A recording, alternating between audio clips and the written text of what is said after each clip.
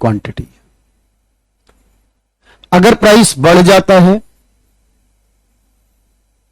तो क्वांटिटी कम हो जाएगी, प्राइस कम हो जाता है तो क्वांटिटी ज्यादा, यानी ये डिमांड की लाइन हुई। तो हम ये कहेंगे कि सर क्योंकि दो चीजें होती हैं उल्टे चलती हैं, तो अगर प्राइस बढ़ेगा, देखो यहां से यहां जाएगा, प्राइस बढ़ेगा तो ये कम हो जाएगा, प्राइस कम होगा तो ये बढ़ेगा। आपको कर्व नहीं बनाना, ये पूछेगा डिमांड कर्व कैसा होता है। आप कहोगे डिमांड कर्व जो होगा ये डाउनवर्ड स्लोपिंग होगा, यानी इसका ढाल नीचे की ओर होगा,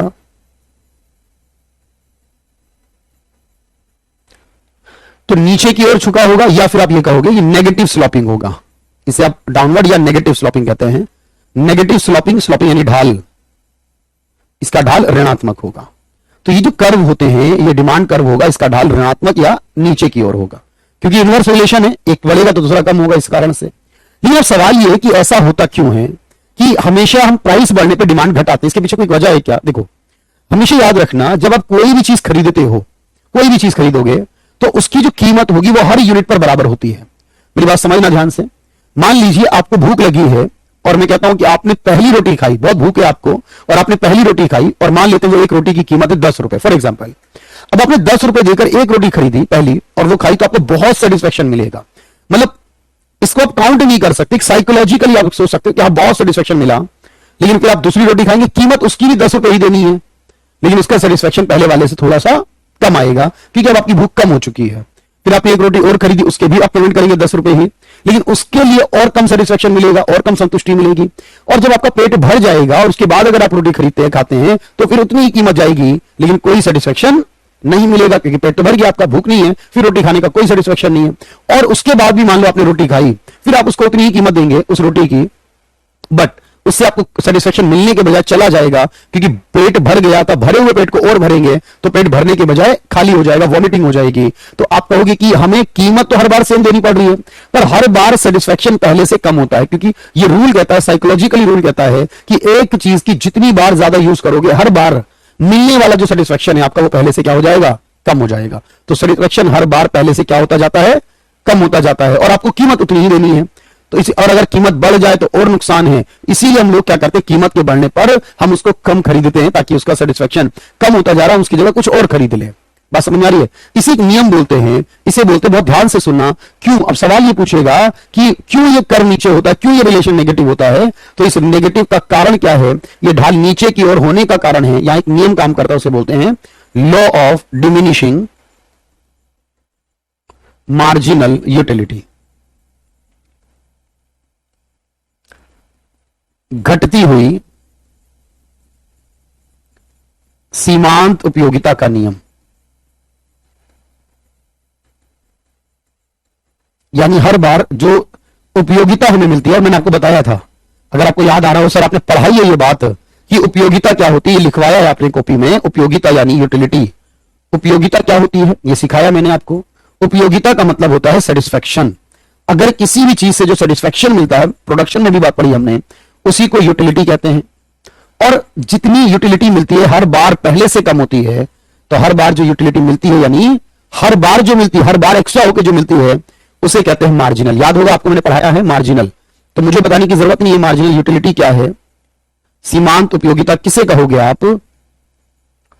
तो आप कहोगे सीमांत का मतलब हमने बहुत बार पढ़ा है, कल परसों रोज पढ़ रहे 2 दिन से। इसका मतलब यह है चेंज इन टोटल यूटिलिटी, कुल उपयोगिता में परिवर्तन,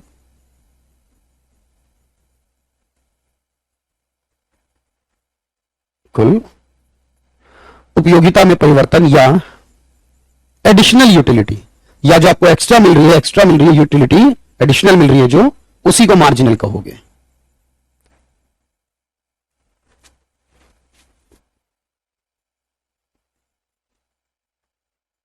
तो जो एक्स्ट्रा मिल रही है या चेंज हो रहा है वो मार्जिन। तो हर बार जो साइकोलॉजी है वो क्या कहेगी, कैसे होगा? देवव्रत, बिल्कुल हो जाएगा, कोई बात नहीं है। तो भाई ये तो रोज ही हो रहा है भाई इस टाइम पर, तो आप बात समझो। तो आप कहोगे सर एडिशनल या एक्स्ट्रा यूटिलिटी है, आप उसको बाद में कर लेना फिर, क्योंकि भाई चलता रहेगा ऐसे तो, ठीक है। तो कुल उपयोगिता या एडिशनल एक्स्ट्रा यूटिलिटी जो है वो मार्जिनल। तो मार्जिनल यूटिलिटी जो है वो हमेशा क्या होगी भाई, मार्जिनल यूटिलिटी हमेशा कम हो जाएगी। ठीक है, तो मार्जिनल यूटिलिटी क्यों कम होती है, क्योंकि हम ज्यादा खरीदते हैं। तो मैंने बताया कि सर मार्जिनल यूटिलिटी जो है हमारी,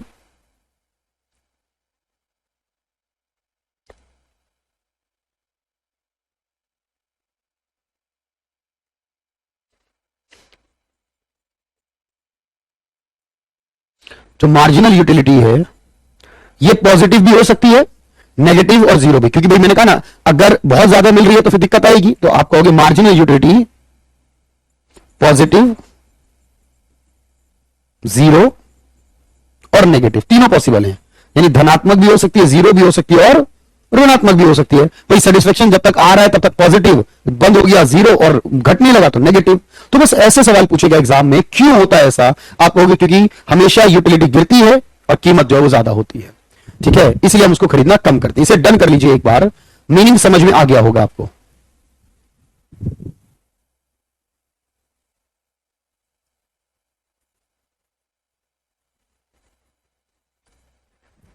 एक बार डन कर लीजिए।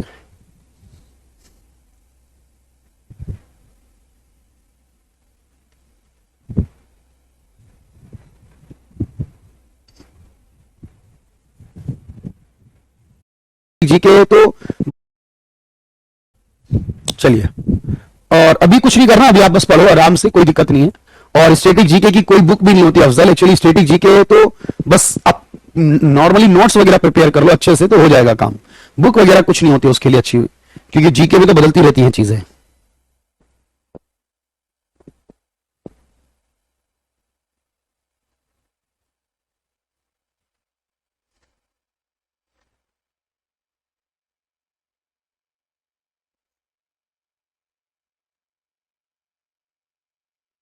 चलिए पहला डन है और दूसरा भी डन है भाई। शिव कुमार, तन्वी, अफजल, देवव्रत, एवरीवन, ये है स्लाइड नंबर 2।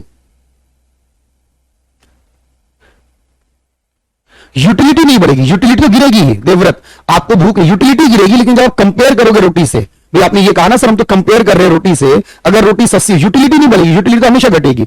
हम कंपेयर करेंगे कि सस्ता हो रहा है तो कम यूटिलिटी चल जाएगी, महंगा हो रहा है तो यूटिलिटी कम होने से नुकसान ज्यादा होगा। हमें यह देखना है कि हमें फायदा और नुकसान कैसे होगा। बिल्कुल भाई शिव कुमार। चलिए भाई आगे देखिएगा ध्यान से, अब मेरी बात सुनिए, अपने पॉइंट से सोच के बताना, अपने पॉइंट से, मेरी क्लास में सुनना, क्या क्या चीजें ऐसी है जिनकी वजह से आपको लगता है डिमांड बढ़ती है या घटती है। मैं एक बता रहा हूं आपको, आप दूसरा बताओगे। कीमत, कीमत बढ़े या घटे तो डिमांड घटेगी और बढ़ेगी, होगा ऐसा? यस, कीमत की वजह से डिमांड बढ़ती भी है और घटती भी है। और क्या लगता है आपको, अपने अकॉर्डिंग बताओ जो आपको लगता है। भाई शिव कुमार ऐसे तो नहीं बन पाएगी बात, उसके लिए थोड़ा अलग से आओगे आप। चलो तो पहले हम देखेंगे डिमांड फंक्शन किसे कहते हैं। मांग फलन मैंने आपको पढ़ाया है और आपको समझाया भी है कल। जो प्रोडक्शन फंक्शन में पढ़ा था, आप मुझे सोच के बताओ प्राइस के अलावा और क्या हो सकता है। आप कहोगे सर इसका मतलब आपने कल बताया relation between demand and factors, मांग और कारक में संबंध।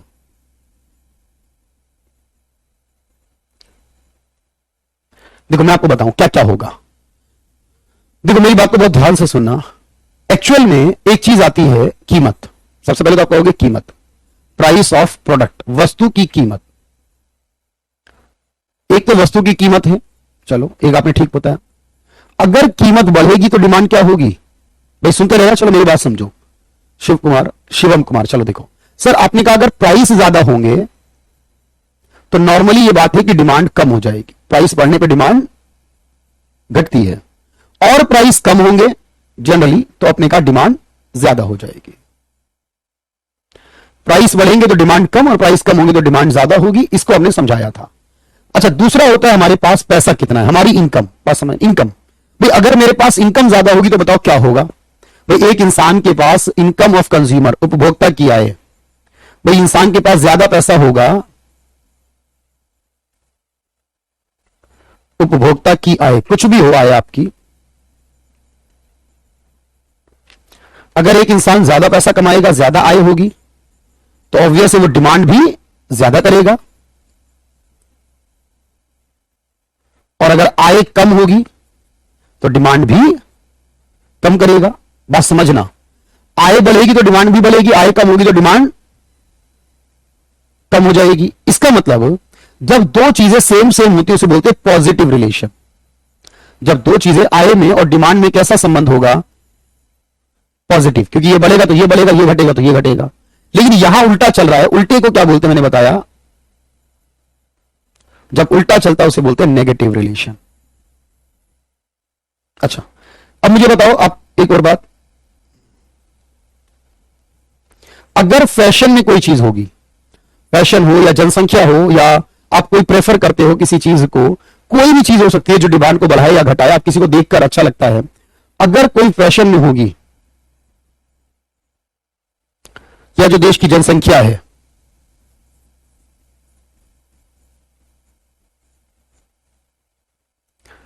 यानी जनसंख्या,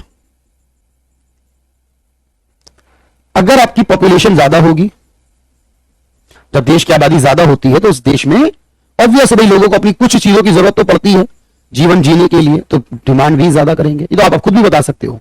और अगर जनसंख्या कम है देश में, पॉपुलेशन, तो ऑब्वियस है वो डिमांड भी कम कर पाएंगे। तो इसका मतलब यहां भी कैसा रिलेशन हो गया? यहां भी पॉजिटिव रिलेशन है। तो तीन चीजें तो ये हो गई। इसके अलावा देखो क्या होता है, जो सबसे इंपॉर्टेंट है वो सुनना मेरी बात, सर प्राइस भी करता है, इनकम भी करती है, जनसंख्या भी करती है, फैशन भी कर सकता है। हम किसी चीज को लाइक करते हैं, डिसलाइक करते हैं, उस पर भी डिपेंड कर सकता है, बहुत बातों पे करेगा। लेकिन कई बार आप देखोगे कि दो ऐसी गुड्स होती हैं, बहुत ध्यान सुनना, जैसे चाय और कॉफी, पेन और पेंसिल, ये कैसी गुड्स है अपने आप में। अगर आप चाय का इस्तेमाल करोगे तो कॉफी का नहीं करोगे, एक समय पर नॉर्मली ये माना जाता है। पेप्सी और कोक की बात करिए, पेप्सी की जो कीमत है, पेप्सी की जब डिमांड बढ़े, मान लो पेप्सी वाला सस्ता कर दे, ठीक है, अगर पेप्सी की कीमत कम होगी तो बताओ कोका कोला की डिमांड पे क्या असर होगा? इकोनॉमिक्स में प्रोपोर्शनल और इनवर्सली प्रोपोर्शनल टर्म यूज नहीं करते हैं, लेकिन इनवर्सली प्रोपोर्शनल बोलेंगे जब आप स्टेटमेंट बोल रहे हो, उसी को नेगेटिव पॉजिटिव कहोगे, डायरेक्ट इनडायरेक्ट, डायरेक्ट और इनवर्स कहोगे, वो एक ही बातें हैं फिर, ठीक है। तो नेगेटिव पॉजिटिव इनवर्स डायरेक्ट कुछ भी कह सकते हो। मेरी बात सुनना, अगर पेप्सी वाला कीमत कम कर दे तो बताओ क्या होगा? बिस्कोमन, ये क्या भाई, बाइस्कोमन। चलिए, पेट्रोल और डीजल को देख लो आप, एक चीज अगर मान लो कि आपके पास गाड़ी है जो दोनों से चल सकती है, तो आप एक चलाओगे दूसरा नहीं, तो मुझे बताओ क्या करोगे? आप कहोगे सर अगर पेप्सी वाला कीमत कम कर दे तो कोका कोला की डिमांड गिर जाएगी। तो कोका कोला की डिमांड घटेगी या बढ़ेगी? किसकी वजह से? कोक की कीमत की वजह से भी और साथ में पेप्सी की कीमत की वजह से भी। कॉफी की डिमांड घटेगी बढ़ेगी कॉफी की कीमत से भी, चाय की कीमत की वजह से भी। जो दो चीजें ऐसी होती है जो एक दूसरे की जगह यूज होती है, भाई मैदान में खेलते हैं, एक खिलाड़ी की चोट लगती है तो दूसरा खिलाड़ी आता है, जो खिलाड़ी गया उसके बाद दूसरा खिलाड़ी आने वाले खिलाड़ी को क्या बोलते हैं? कौन सा प्लेयर आया? जल्दी से बताओ मुझे। जब दो खिलाड़ी में से एक जाता है दूसरा उसकी जगह आता है, उसे क्या बोलते हैं? उसे कहते हैं सब्स्टिट्यूट प्लेयर। इसी तरह अगर चाय की जगह कॉफी, कॉफी की जगह चाय होगी, पेप्सी की जगह कोक, कोक की जगह पेप्सी होगी, प्राइस ऑफ सब्स्टिट्यूट गुड्स, यानी प्रतिस्थापन वस्तु की कीमत। अब ये जो प्रतिस्थापन वस्तु है इसका मतलब क्या होगा? इसका मतलब देखो मैंने बताया, ऐसी गुड्स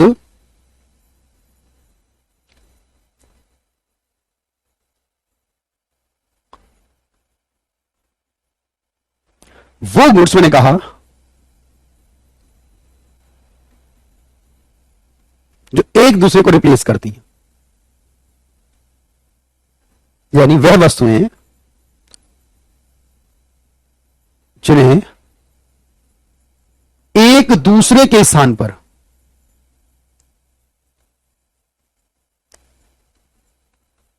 प्रयोग किया जाता है, जो एक दूसरे को रिप्लेस करती हैं। पेप्सी और कोका-कोला एक ही कंपनी की है लेकिन नाम नहीं, भाई ऐसा कुछ नहीं है, ठीक है। मार्केटिंग का कौन सा तरीका बोलते हैं भाई, ठीक है। अभी ऐसा नहीं है, पेप्सी कोक अलग है, पेप्सी के बहुत सारे हैं, उसके अंदर कोक में अलग अपनी ब्रांड है कुछ, ठीक है। चलिए अब मेरी बात समझो। अब कहोगे सर चाय कॉफी इसका एक एग्जांपल है, मान लेते हैं। अब देखते हैं एक बार, चाय और कॉफी इसमें एग्जांपल है। अगर चाय और कॉफी की मैं बात करूं, ध्यान से देखना, अगर चाय की कीमत बढ़ जाएगी तो चाय की डिमांड क्या होगी? कम होगी, ये तो पक्का हो गया। कॉफी की कीमत में कोई परिवर्तन नहीं है, फिर भी कॉफी की डिमांड क्या होगी बताइए मुझे। अब आप बताएंगे मुझे कॉफी की डिमांड क्या होगी। इसी तरह देखोगे, एक होता है price of complementary goods. Complementary उसे कहते हैं जो एक साथ इस्तेमाल होती है। कई बार आपने देखा होगा ये देखो एग्जाम में अलग अलग क्वेश्चन आते हैं इसकी कॉम्प्लीमेंट्री गुड्स क्या है, बाकी गुड्स क्या है। हिंदी में कहते हैं पूरक वस्तु की कीमत। पूरक वस्तु की कीमत क्या होती है? देखो जैसे आपने कहा कार है तो साथ में पेट्रोल होगा, ठीक है देवव्रत, मैं देखता हूं एक बार। ठीक है, कार है तो पेट्रोल साथ में पेट्रोल होगा, ब्रेड है तो साथ में बटर होगा, पेन हो तो साथ में इंक होगी, मोबाइल है तो साथ में चार्जर भी होगा, सिम भी होगी। तो ये एक साथ यूज होती है, जो उन्हें बोलते हैं कॉम्प्लीमेंट्री।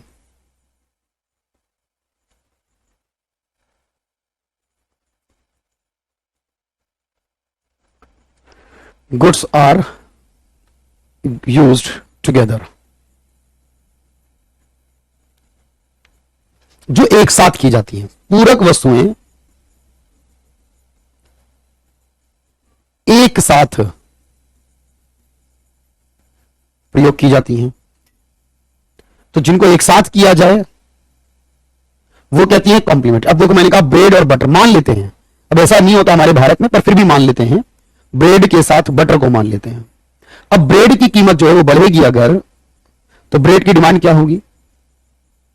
कम, ये तो पक्का है, इतना तो पता ही है सबको।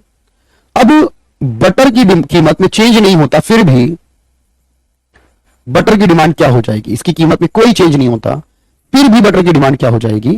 तो हम कहेंगे कि सर बटर की जो डिमांड है वो भी गिर जाएगी। क्यों? क्योंकि ब्रेड की कम हुई।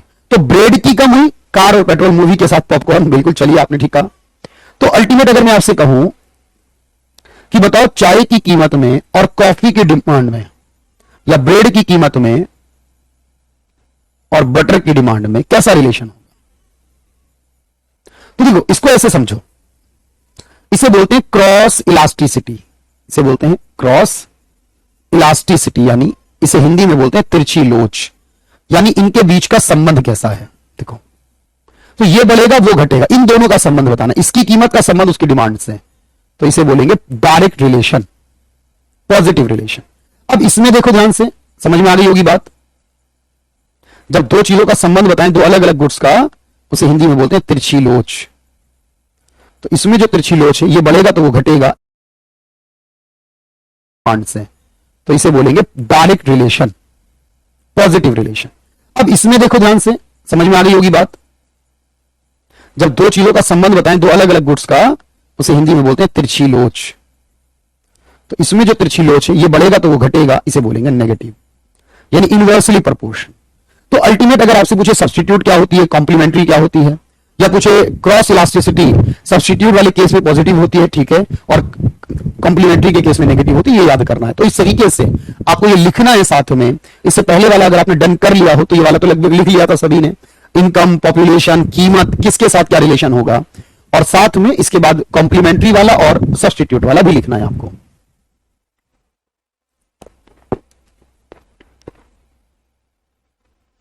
ठीक है, बिल्कुल ठीक रहेगा। क्या नाम है? सुखेंद्र, सुखेंद्र बिल्कुल कोई दिक्कत नहीं है, हो जाएगा भाई सुखेंद्र। चलिए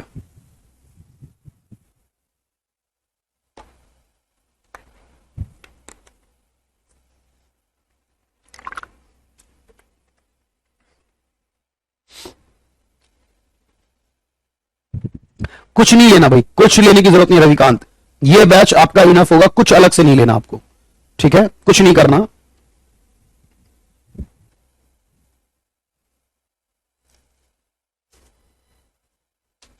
चलिए इसे डन कर लीजिए एक बार।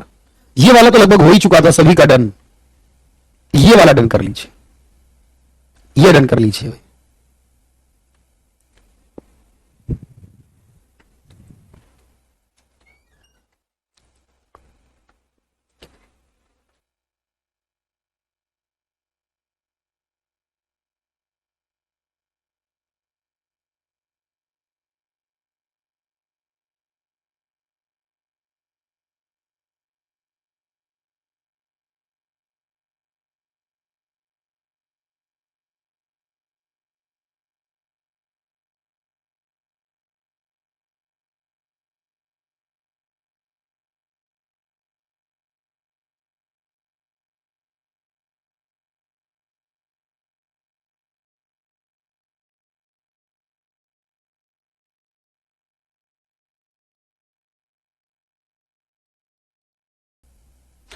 पार्ले जी की कीमत इंक्रीज नहीं हुई,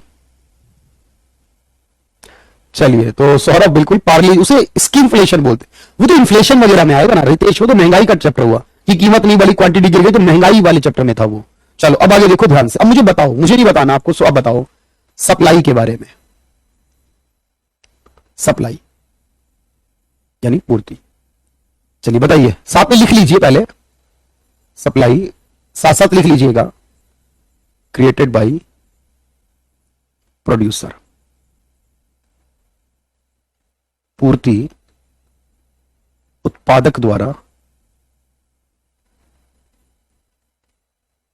की जाती है। सप्लाई कौन करता है? चलिए भाई पहले बात समझिए, for supply willingness and ability to sell the product.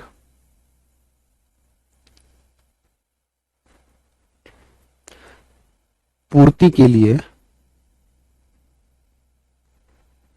वस्तु बेचने की, बस उल्टा हो रहा है यहां थोड़ा सा, कि इच्छा व योग्यता होनी चाहिए।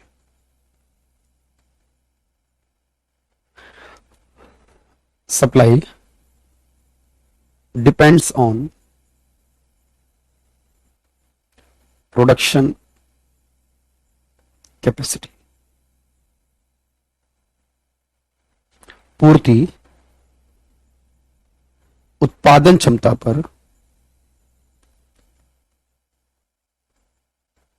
निर्भर करती है।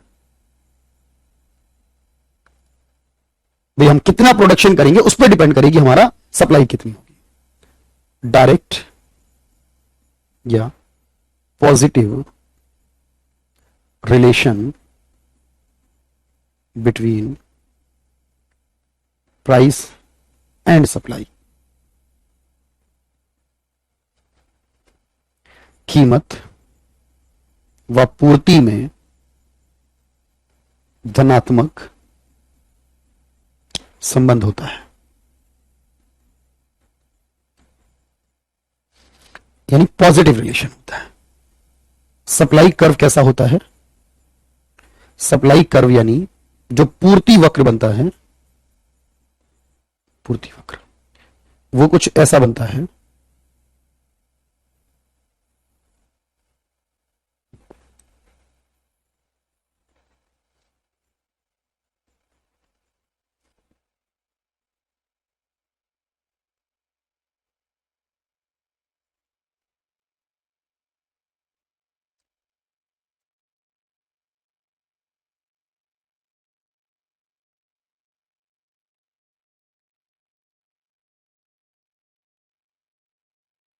जो सप्लाई कर्व बनता है वो इस तरह का बनेगा। अगर प्राइस ज्यादा होंगे तो ज्यादा सप्लाई करना चाहेगा, इसे बोलेंगे अपवर्ड स्लोपिंग। जो सप्लाई कर्व बनता है वो इस तरह का बनेगा। अगर प्राइस ज्यादा होंगे तो ज्यादा सप्लाई करना चाहेगा, इसे बोलेंगे अपवर्ड स्लोपिंग।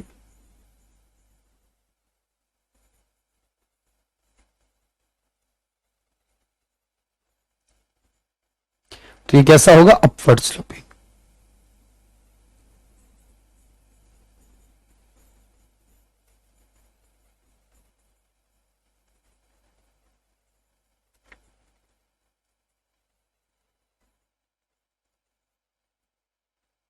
तो ये पॉजिटिव होगा, अपवर्ड स्लोपिंग बनेगा, और जो डिमांड का था वो नेगेटिव बनेगा। अब सवाल फिर वही है, कौन कौन सी चीजों पे डिपेंड करेगी सप्लाई?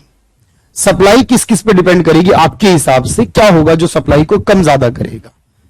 देखो सप्लाई कीमत से तो होगी, कीमत के अलावा आप कहोगे सर ये सप्लाई उत्पादन से होती है। अगर कोई ज्यादा उत्पादन करेगा तो ज्यादा सप्लाई होगी, कम उत्पादन करेगा तो कम सप्लाई होगी।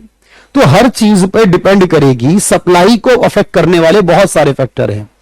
तो अगर प्राइस ज्यादा होगा तो वो चाहेगा ज्यादा सप्लाई करे, क्योंकि वो ज्यादा कमाना चाहता है।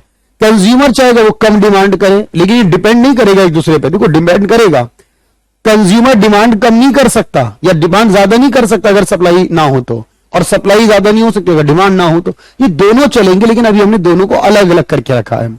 अभी अलग अलग पढ़ेंगे। और एक आखिरी बात समझोगे आपकी, इसे आपने डन कर लिया होगा होपफुली। साथ में एक लास्ट बात मैं बता रहा हूं आपको, वो सुनना समझना और उसको याद करना।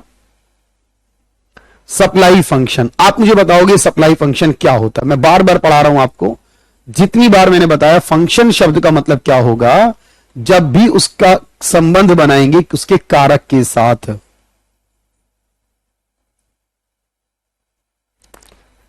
साथ में लिख लेना रिलेशन बिटवीन, क्योंकि सारा याद हो चुका है आपको,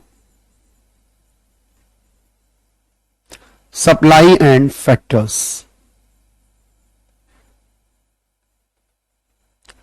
पूर्ति व कारक में संबंध, प्राइस सप्लाई में और उसके फैक्टर्स में रिलेशन। देखो क्या क्या चीजें होंगी। पहला, सबसे पहले तो कीमत ही होगी, प्राइस ऑफ प्रोडक्ट, वस्तु की कीमत,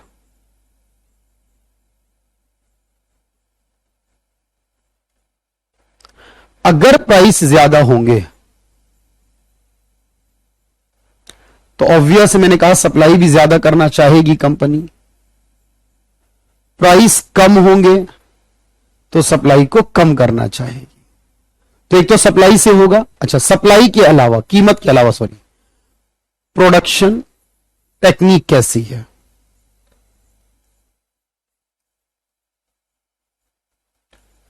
उत्पादन की तकनीक,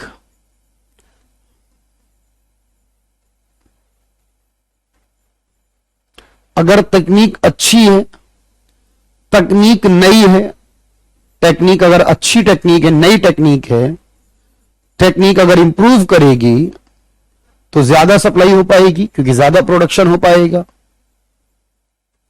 और अगर टेक्निक पुरानी होगी, खराब हो जाएगी टेक्निक, तो सप्लाई भी कम कर पाएंगे। तो टेक्निक से भी होगा। नंबर ऑफ फर्म्स, यानी किसी काम को करने वाली कंपनियों की संख्या कितनी है।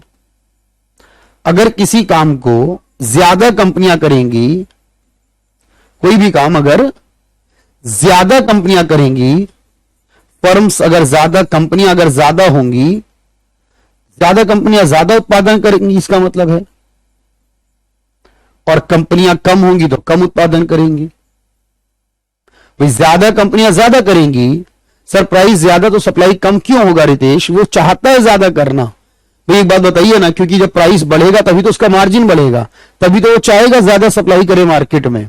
आप ये सोच रहे हो कि डिमांड नहीं होगी तो कैसे सप्लाई करेगा? जब आप डिमांड पढ़ रहे थे और मैं कहूं कि प्राइस कम होगा तो डिमांड क्या होगी? प्राइस कम होगा तो डिमांड क्या होगी? ज्यादा। और मैं कहूं कि कैसे ज्यादा होगी? सप्लाई ना हो तो। आप ऐसे भी सोचो ना। तो आपने कहा दो अलग अलग लोग हैं, तो अलग अलग लोग अपने बारे में क्या सोच रहे हैं, हम उनके बारे में पढ़ रहे हैं अभी। बाद में अगली क्लास में दोनों को एक साथ पढ़ेंगे, तब आपको समझ में आएगा कि कंज्यूमर क्या चाहता है, प्रोड्यूसर क्या चाहता है।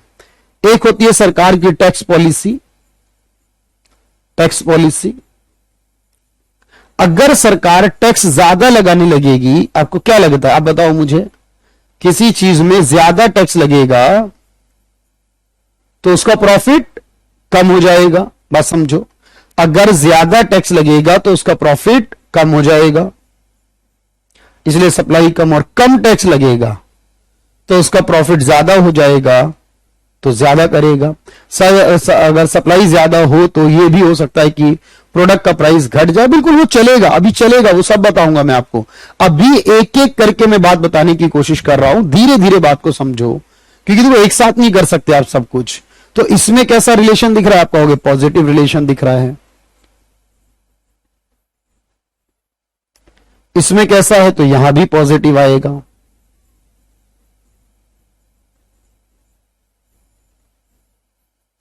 इसमें कैसा है? तो यहां भी पॉजिटिव आएगा। और लास्ट वाले में नेगेटिव आएगा, यानी अपोजिट, इनवर्सली प्रोपोर्शनल। तो ये कई सारी चीजें हैं जो अफेक्ट करती हैं। अभी मैं कल पढ़ाऊंगा राकेश, रितेश, दोनों को, तो और समझ में आएगा आपको डीप में। तो आपने कहा ये सब पूछेगा एग्जाम में कि कौन सी चीजें डिफरेंट अफेक्ट करती हैं। और लास्ट जो बचा हमारा, वो बचा सब्स्टिट्यूट और कॉम्प्लीमेंट्री।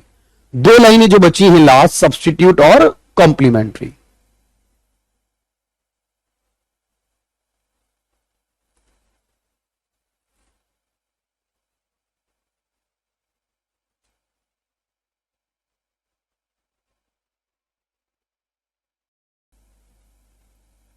जब सेम सेम चले तो पॉजिटिव, उल्टा चले तो नेगेटिव। अब एक आता है प्राइस ऑफ सब्स्टिट्यूट गुड्स, प्रतिस्थापन वस्तु की कीमत।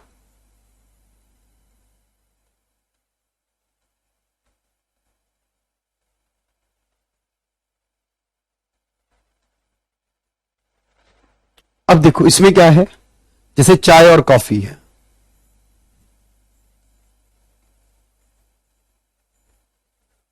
और एक है प्राइस ऑफ कॉम्प्लीमेंट्री गुड्स।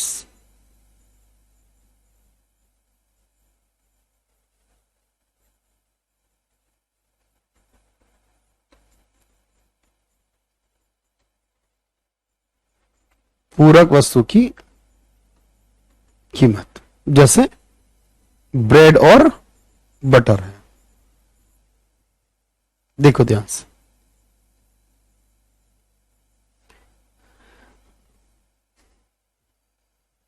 अगर ब्रेड की कीमत बढ़ेगी तो ब्रेड की सप्लाई भी बढ़ेगी,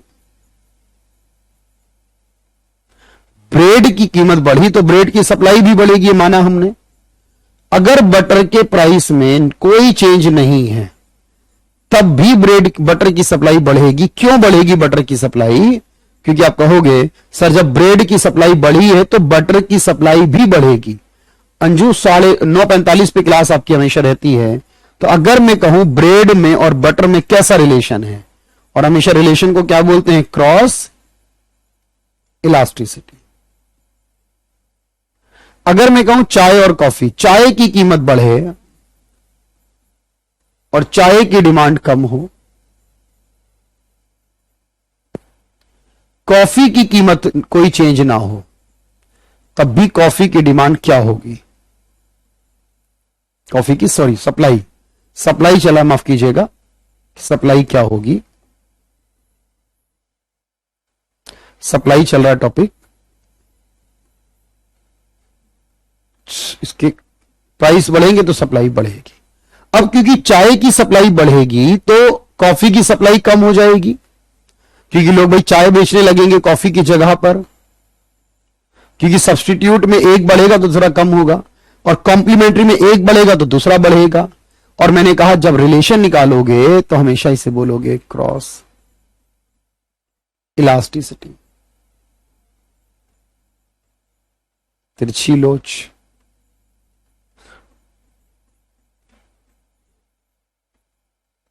अब देखो जरा इसमें क्या हुआ, अब ये नेगेटिव आ रहा है और ये पॉजिटिव आ रहा है, तो ये डिपेंड करता है। समझ नहीं आया? अभी समझ आएगा गुड़िया, देखो ध्यान से।